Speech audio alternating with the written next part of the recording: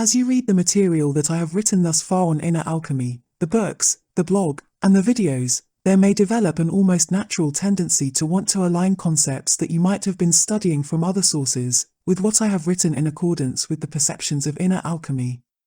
For example, you might have been studying and may know a great deal about other occult systems, such as Hermetics, Wicca, Eastern occult systems, or perhaps the Golden Dawn system of occult practice, and you might wonder how inner alchemy explains and defines those same concepts that you know about.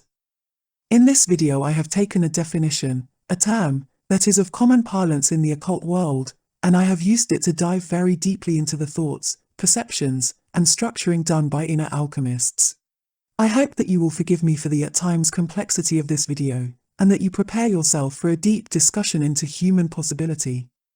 My reasons for this deep dive have to do with the need to expand the nature of the material that I have presented thus far, especially the material that I have discussed in the Inner Alchemist's coursebook trilogy, and I will leave a link to these coursebooks in the video description below if you are interested. I feel that it is time to step it up a notch, as it were, in order to begin a more advanced level of technique and understanding. So to recap what I mentioned at the start of the video, because of previous knowledge in occult science, you might want to know how inner alchemy relates to those things that you already know about. In this video in particular, I want to discuss the concept of the higher self. I have been asked, how does the higher self fit into the material that I have discussed and revealed thus far, specifically in the coursebook, The Way of the Death Defier? And to that, I must start off with a key point, or that is a key aspect of the current that I follow. This is a very important technique within my current, a fundamental principle, and that is the intent of creating a proper structuring of the mind palace as it were, which I have referred to as the technique of expanding the logos, in the above-mentioned coursebooks. Inner alchemists are very much interested in developing the most pristine logos possible, because they know that this is a critical step in breaking down the walls of the three-dimensional trap that this rational human world is to them. To that end, they know that they must first start by structuring this dimension, this objective world, in the most precise and immaculate way possible. This means that they must bind and order, not only all the things that they can perceive with their physical senses, which are the things that any person can perceive with their eyes, ears, nose, etc., they must also order in precise and logical fashion all those things that they can perceive of other worlds, from this world, that is, what they can see through their direct energetic perceptions, their inner senses. Creating a pristine logos means giving a logical structure to all those things that become a part of the inner alchemist's reality, their mind palace. To do this, they engage themselves in becoming master logicians, meaning that they are able to understand the phenomenology and the syntax of the world that they have been born into, and any world that they can eventually perceive using energetic awareness, inner senses, which may be termed seeing. The expansion of the logos is also highly important to the inner alchemist as they engage in projectionist techniques, which may also be understood as a highly powerful form of astral travel.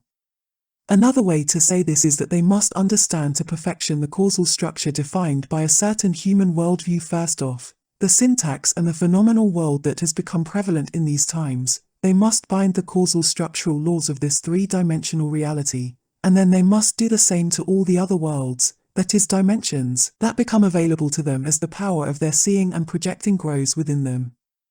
This involves a logical understanding that far surpasses just the use of simple first-order logic, and does as time progresses include what might be termed philosophical logic, metalogic, chaos logic, quantum mechanical logic, and generally phenomenological understanding at such a deep level that it moves the logician into the deep complexities of non-classical logic.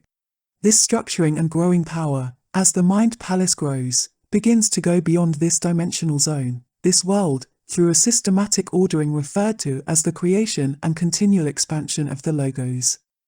As a foundational principle of this logical structuring, a key point, at least within the context of this physical dimension, becomes terminology and definitions. This is referred to as binding or bounding. That is, in order to understand the certain objective and subjective dimensional syntax of this physical reality, and go beyond it, the boundaries and the complete definitions of all those things that make up that phenomenal structure must be established. The bounding must be established at the onset of the structuring. What this means in the simplest sense, and in particular in accordance with this video and the questions that have been asked about the higher self, is that to understand the inner alchemist's point of view on this, you must clearly define first off what you mean by this term, higher self. Terms are important. Terminology is in a basic sense the words that we use to define our world, any dimension, and words are very important because they are the metastructure of the logos within the context of what we refer to as the three-dimensional world, the rational world, the supposedly only real world. So, to begin to answer this question, we must clearly define what you may mean by the higher self, because if we do not do this, then my descriptions of what inner alchemy thinks of the higher self may not fit within the paradigm of your definitions. This is a very important point, and it is the cause of most of the strife that we see when people discuss or debate issues. This is so because their bounding of a certain perceived object or event is different than your bounding, that is the measuring and defining, of one person is different from another. It will be the same term, the same word, but the binding, the defining, is different. Without this metalogical preciseness, well, we are left with the endless jabbering and trolling that we see in this modern cyberculture, where even those that agree at a fundamental level are separated and made to fight each other because of semantic inconsistencies. So to begin, if we define the higher self as a kind of eternal and omnipotent consciousness, that is, within the bounds of many definitions, a kind of God above, the God above that is within us but is also beyond us, and that each and every one of us, according to this particular definition, has an individual higher self, then we can begin in accordance with that definition, and in accordance to that definition only, discuss how such a definition may align itself with the direct, energetic perceptions of inner alchemy. With the above in mind then, inner alchemists do believe that there is a force, an individually perceived ray or light essence, that in some ways could be defined as the higher self, if you feel that this light essence represents a wished-for ideal of your best self. But there is a great deal of nuance and complexity, and unless these details are understood, at least from the inner alchemist's point of view, then there can be errors made that can make the person aspiring to try to align themselves with their higher self move in a direction that may not be favorable to them as individuals. For example, for an inner alchemist, the higher self is not an object existing somewhere out there, but it is instead a destination, a road. Another way to say this would be to say that the higher self is not a thing like an apple, or a table is a thing, but it is instead a directly perceived, that is seen through the inner senses, energetic configuration that is in no place and in every place simultaneously. If we use the above-mentioned standard definition of the higher self, one could say that the higher self is not a place but a road. You don't contact it by going to it per se, by reaching its location. Instead, you align with it and you follow a path, a way, to try to get to it. But this is indeed a never-ending road, and in accordance to the seeing of inner alchemy, depending on your definitions, or your map, your perhaps unconscious logos, let's say, you may never reach this destination. The higher self is nowhere, and yet in a certain sense it is everywhere within a certain range of probabilities.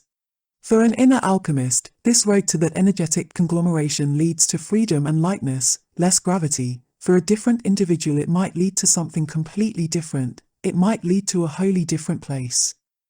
We all have our roads to follow, our own individual higher self to chase, our own individual configuration to aspire to. To give more clarity to all of this, which basically means looking into the details, the nuance, where the devil always hides as they say, we must begin by defining how it is that inner alchemists perceive. As I have stated in my books on inner alchemy, an inner alchemist is someone who has learnt to perceive energy directly, to use something that one may term the inner senses, in order to perceive that which is beyond objective reality, that is beyond objects, beyond the binding of three-dimensional existence, the physical senses, and the rational stance of the times. An inner alchemist strives to go beyond a mob-driven worldview that is bound by the laws of a kind of very simple form of classical mechanics. By being able to see energy directly, an inner alchemist can directly perceive the tides of energy as they flow across infinity. And through those perceptions, what people might term an eternal conscious and intelligent being, a thing, object, or individual out there somewhere, is actually to an inner alchemist an energetic pooling, meaning that to them through their seeing, the higher self is a non-thing, it is a conglomeration, a number of different energetic components bound together in a kind of configuration that defies objecthood. To the inner alchemist, the higher self is not an object, it is not something that has boundaries, and without boundaries it is not in essence a constant definable thing, but it is instead a large and ever-changing range of possibilities that is at all time, projecting an ever-changing song or light. Because objective binding presupposes consistency, the terminology of that consistency can create, to use the nicest terms possible, a mislabeling of the complexities of this structure that some bind by referring to it as the higher self. That which could be termed the higher self, then, is not something that is just one thing, and being that it is not a thing in and of itself, because again it is not bound to 3 dimensions and therefore it is not an object, this gestalt or energetic and symbolic configuration or pattern of elements that might be defined as the higher self, is not one bound thing, but it is instead manifold non-things. In accordance with the original definition at the start of the video, each person has an individual higher self. This ordinarily believed dogmatic understanding by the average person, again in accordance with the direct perceptions of inner alchemy only, is false in a way, and yet in some ways it is right in a way as well. This is a most difficult thing to describe, but understanding the nuance of this is highly important for true evolutionary understanding. The dogma-based belief that each individual has their own unique higher self, like a piece for you forever and a piece for me, and these pieces are kept here for me and are kept there for you, is wrong, because energetically this is a non-local, a not here nor there essence that is available to all simultaneously. From the perceptive point of inner alchemists, it is not that each individual has a higher self, but that each individual perceives this non-object differently, and therefore from that unique individual perception, the individual finds its own individual higher self. This is a difficult, nuanced point, but it is a very important one, because it opens up the notion of multiple states of being, which is the true and fundamental point of this video. People always see things in a cause and effect structure that must put something before the other, that is, there is always some cause that created an effect in a linear, this happened before that, kind of structure. This again is because most people are bound solely to 3 dimensions and therefore believe that everything exists within 3 dimensions only, that causality can only be possible because of 3 dimensions, there are no other worlds, this is the only real world. And it is the case then that they literally cannot see beyond this reality, they cannot see, they can only look with their physical senses. But for an inner alchemist there is more to reality than this, there is more than objecthood and linear time structure. Using that understanding of nonlinear time models and non-3-dimensional spatial bounding, meaning that for the inner alchemist cause and effect can break the bounds of linear models, which is, I know, an impossibility from the rational point of view, inner alchemists can see nonetheless that each individual can perceive a different aspect of the confluence of configurations described earlier. I mention this causal expansion of perception, this ability to see cause and effect beyond linear time models, because it is very important in all discussions involving a conceptualized higher self, because in all such discussions of these higher orders such as the higher self, there is often this problem that some people run into where they are trying desperately to figure out if it was the chicken or the egg that came first, if it is the chicken that is higher or if it's the egg, if it's the chicken that is morally right or is it the egg, etc. The problems with individuality and beliefs in the existence of an individual higher self for everyone can run into such problems as to which came first, the higher consciousness or the individual, and by believing that either the chicken came first or the egg, such binding can create beliefs that, at least in accordance with inner alchemists, are not energetically true. This nuanced deviation in understanding can cause great problems as these dogmatic beliefs evolve, and it is this meta-principle, interestingly, that is responsible for not only a lack of understanding of highly complex systems, but it is also the cause of much of the black or white, up or down, higher or lower, polarities and distinctions created by the dogmatically bound human world. Anyway, to get back to point, you can think of it like this: each individual is in a particular position in space and time. As such, we could metaphorically imagine that each one of these individuals that is scattered across a geography of space and time is looking up at a large cloud. They are then metaphorically looking up at a kind of large configuration of energetic elements united. Being that each individual is in a particular location, that is, each individual is in a particular space-time position, their view of this immense cloud above them is different, because each angle as they look up is different. This means that each individual is looking at a particular facet of this enormous cloud above them, and so to each individual this cloud may seem to be different, and being bound to the individual's perceptions, a subjective experience. It is believed by each individual that the higher self is individual as well, that is, each person has their own particular higher self. Here is where one problem of the chicken and the egg comes in. From an energetic point of view, this perception of the above cloud being individual or not, is both true and false. That is, there is indeed one all-encompassing higher self for everyone that exists beyond the individual, but there is also an individual higher self for each individual, being that each individual through their personal perceptions does embody an aspect of that cloud of energy. There are therefore two possible states simultaneously, one where the higher self is an individual thing, and one where the higher self is not an individual thing, but it is instead something far greater than just the one, like a vast energetic cloud somewhere beyond the individual. Both things are true, but to believe that only one is true and not the other creates a bounding limitation that in time will cause problems for the evolving individual.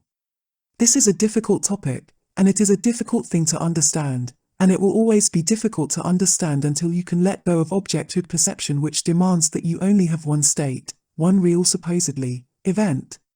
In other words, both the chicken and the egg were created at the same time, or it might be better to say that there exist many probable states simultaneously where either the chicken or the egg were created first, one where neither exists, and one where they are both simultaneously created together. This is important in understanding the higher self because in accordance with the perceptions of inner alchemy, the higher self is not an object, it is instead sort of like a road. You are not contacting an object out there. Instead you are aligning yourself in a certain direction, let us say, and as such the higher self is not a thing but it is instead a way. And beyond this, being that the higher self is not an object but a configuration that one could say is so massive that it is beyond any one individual's personal perception, each road for each individual is different, unique, and highly personal. And the difference between the road of each individual can be such that what one person does in order to align themselves with their road, their way, can be completely and utterly different from the alignment of someone else. In that sense then, the road is both individual and not. Both states are true simultaneously and complement each other. One could even go as far as saying that neither could exist alone. A second aspect of the chicken and the egg meta-principles that becomes highly important is that in contemplation of the higher self, questions can arise about higher or lower. What I mean by this is that there can be this very polar black or white defining, bounding, separating, that will posit that the higher self, being higher, the sky, remember we are for some reason looking up at this cloud, representing above, must represent in accordance with the symbological picture words used, good and goodness, which is then made to fit into the human tribal ideal of what good is and what being good should be going forward. They may say internally to themselves in a subconscious way, the higher self is higher, therefore it is good, and the theology or the perceived correctness of the times defines goodness as this particular thing only, so this higher self can only tell me to do this, and if it is not saying this then it is not the higher self, and if this other individual is not doing this then they are not good and are not in contact with the higher self. I hope you get what I am trying to say here as it relates to many of the societal problems of the age. But from an inner alchemist's point of view, such a bounding of high and low can curtail awareness, and such a curtailing can be deadly for them, as they try to navigate the infinity that is denied to the average person that is trapped within the grips of dogma and three-dimensional objecthood.